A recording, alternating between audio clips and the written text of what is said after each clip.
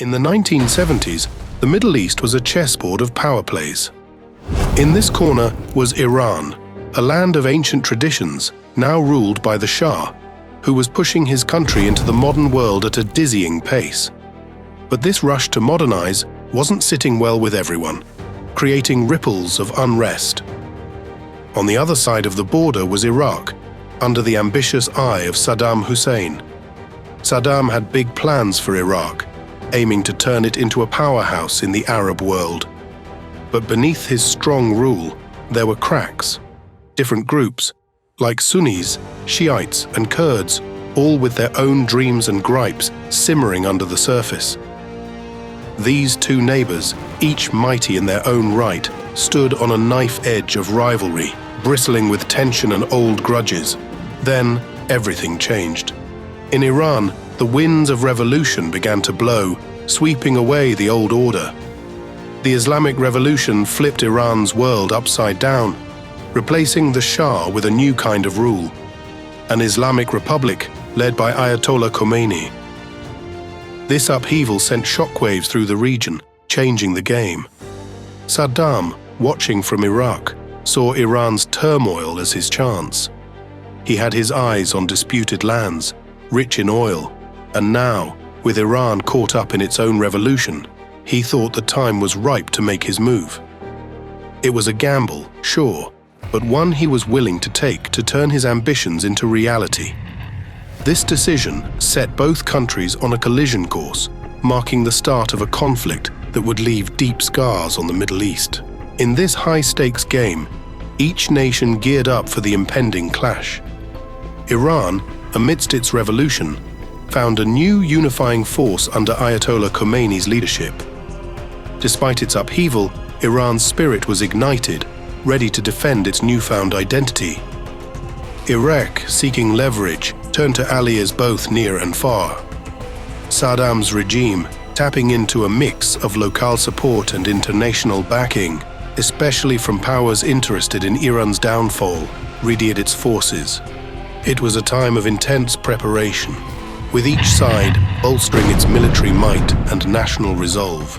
Then came the moment of departure, the point of no return. In September 1980, Iraqi forces, under Saddam's command, launched an invasion into Iran. This bold move was Iraq's play to seize control and assert its dominance. Iran, caught amid its revolutionary transformation, was thrust into a war that would test its new identity. The first battles were fierce, signaling the start of a long, grueling conflict that would reshape the region. As the war intensified, both Iran and Iraq faced numerous trials.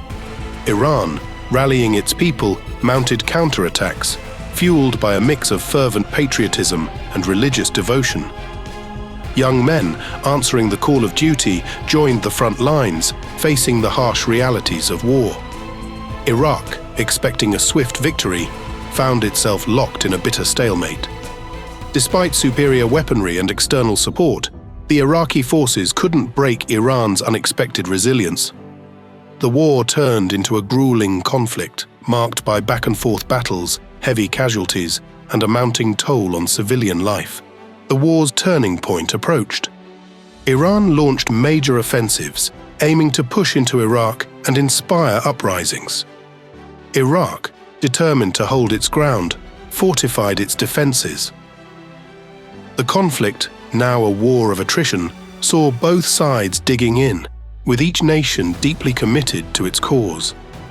This phase marked the escalation of the conflict, with both sides inching towards a decisive showdown. The war reached its darkest hour, a period of intense crisis. Iraq, escalating its tactics, resorted to chemical warfare, targeting not just Iranian forces, but also civilian populations. This horrifying strategy marked a new low in the conflict, drawing global condemnation. Iran, undeterred by the growing threat, pushed on, sacrificing countless lives in the face of Iraq's overwhelming firepower. The war's brutality peaked, with neither side willing to back down, leading to a devastating stalemate that seemed to have no end. In the midst of chaos, a form of treasure emerged for both nations. This wasn't gold or land, but a deeper sense of national identity and resilience. Iran's people, united under the banner of resistance, found strength in their shared struggle. Similarly, Iraq, despite the prolonged conflict, bolstered its national pride and military capability. The treasure was bittersweet, born from hardship, but fostering a newfound resolve in each country. The hard-fought battles led to a turning point. Exhausted by the prolonged conflict and under international pressure, both nations began to seek an end. In 1988, the Iran-Iraq War culminated in a ceasefire brokered by the United Nations. This marked a pivotal result in the war, signaling a step towards peace, albeit a fragile one.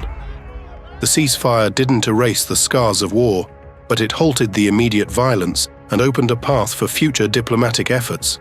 With the ceasefire, Iran and Iraq began the slow journey back to a state of normalcy. Soldiers returned home, leaving behind the battlefields that had defined much of the past decade.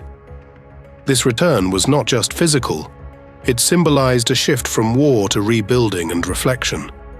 Both nations, while relieved at the cessation of conflict, now faced the immense task of reconstruction and healing the deep wounds inflicted by the war. The war's end ushered in a new chapter for Iran and Iraq. Each nation emerged fundamentally changed. Iran, having defended its revolution, now focused on rebuilding and solidifying its Islamic Republic. Iraq, despite military advances, faced economic challenges and internal dissent. The war had irrevocably altered the political landscape of the Middle East, setting the stage for future conflicts and power struggles.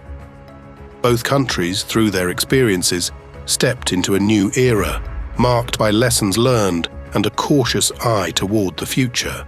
The Iran-Iraq War, a saga of ambition and conflict, concluded, leaving a profound legacy.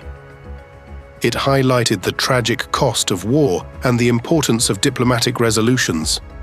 As both nations embarked on their paths to recovery, the echoes of the conflict continued to influence regional and global politics. This war, a chapter of intense struggle and transformation, serves as a reminder of the complexities of international relations and the enduring spirit of nations in the face of adversity.